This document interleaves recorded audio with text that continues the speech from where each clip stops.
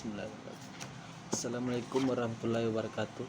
Pertama-tama saya akan menambahkan tugas sebelumnya tentang proses penciptaan manusia berdasarkan Quran surat Al-Mu'minun ayat 12 sampai 14. Ayat 12 berbunyi walaqad khalaqnal insana min sulalatin min tin.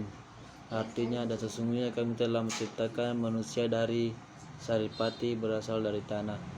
Ayat ke-13 berbunyi summa ja'alnahu nutfatan fi qararin makin, yang artinya kemudian kami menjadikannya air mani yang disimpan dalam tempat yang kokoh atau rahim.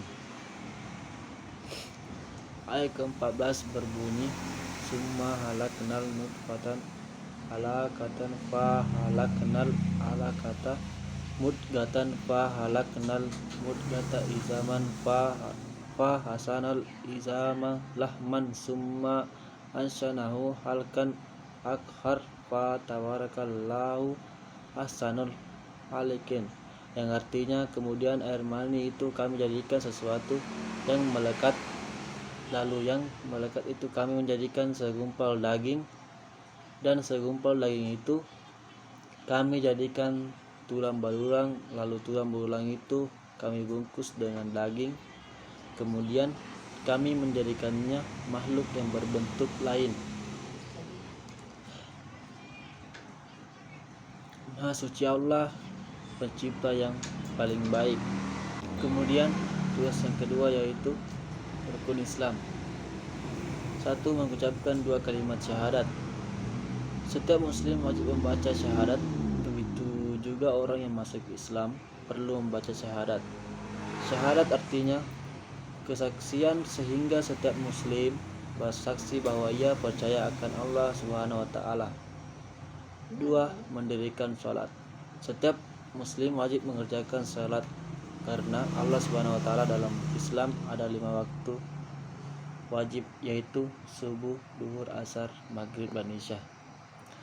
Yang ketiga, membayar zakat.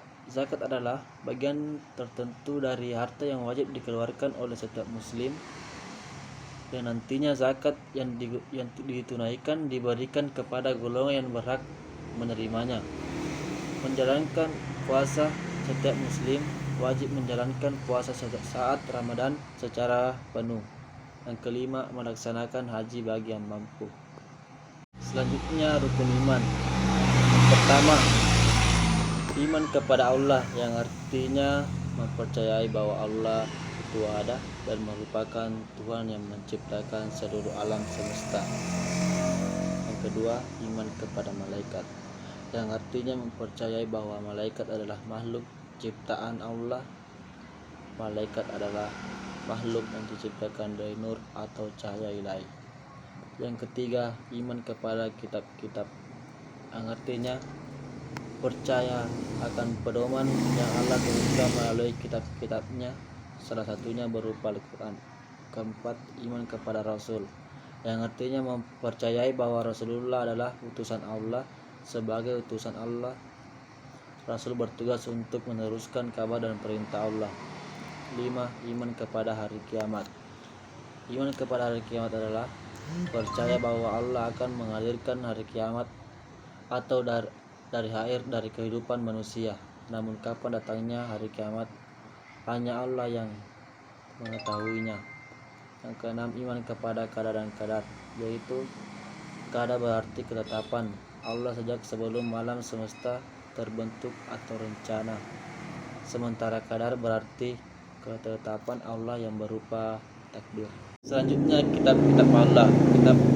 Pertama, kitab Zabur atau disebut juga Mazmur diturunkan kepada Nabi Daud alaihissalam. Zabur diturunkan kepada abad 10 sebelum Masehi di daerah Yerusalem. Kitab ini dijadikan pedoman bagi kaum Nabi Daud. Isinya berupa nyanyian pujian kepada Allah atas segala nikmat ilahiyah. Yang kedua, kitab Taurat. Kitab Taurat diturunkan kepada Nabi Musa alaihissalam pada abad ke-12 sebelum Masehi di Bukit Sinai. Bahasa yang digunakan dalam kitab Taurat adalah bahasa Ibrani. Kitab ini dijadikan pedoman bagi Bani Israel. Isi pokok dikenal dengan The dengan Commandment 10 perintah Tuhan. Ketiga, kitab Injil diturunkan kepada Nabi Isa alaihissalam pada permulaan abad 1 Masehi di daerah Yerusalem. Kitab ini ditulis pada awalnya dengan menggunakan bahasa Suryani. Kitab ini menjadi pedoman bagi kaum Nabi Isa, yakni Nasrani. Isi pokok ajaran untuk hidup dengan zuhud, yakni menjauhi kerusuhan dan ketamakan dunia. Yang keempat, kitab Al-Quran diturunkan kepada Nabi Muhammad SAW sebagai pedoman bagi seluruh umat manusia yang diturunkan secara beransur-ansur. Yang terakhir, perjalanan hidup manusia berdasarkan Al-Quran. Yang pertama, tahapan kehidupan manusia ketiadaan. Tahapan ketiadaan adalah sebagaimana ditunjukkan oleh firman Allah Ta'ala. Bukankah telah datang atas manusia satu waktu dari masa sedang dia ketika itu belum merupakan sesuatu yang didapat disebut Quran Surah Al-Insan. Yang kedua, tahapan kehidupan manusia alam rahim.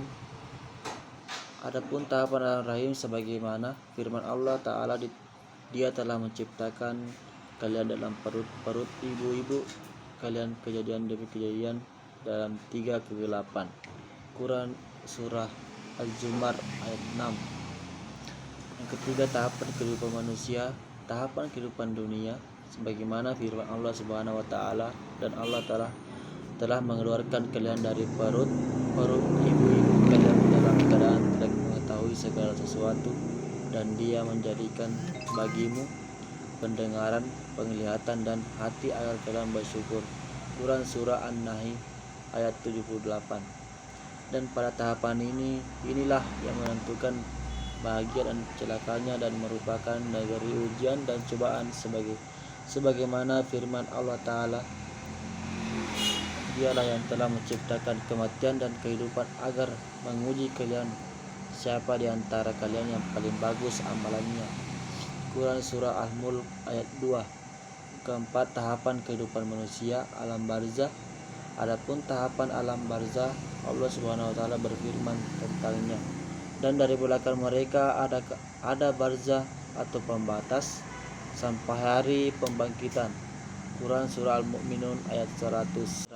Adapun tahapan kehidupan akhirat adalah tahapan tujuan dari ujung dari semuanya.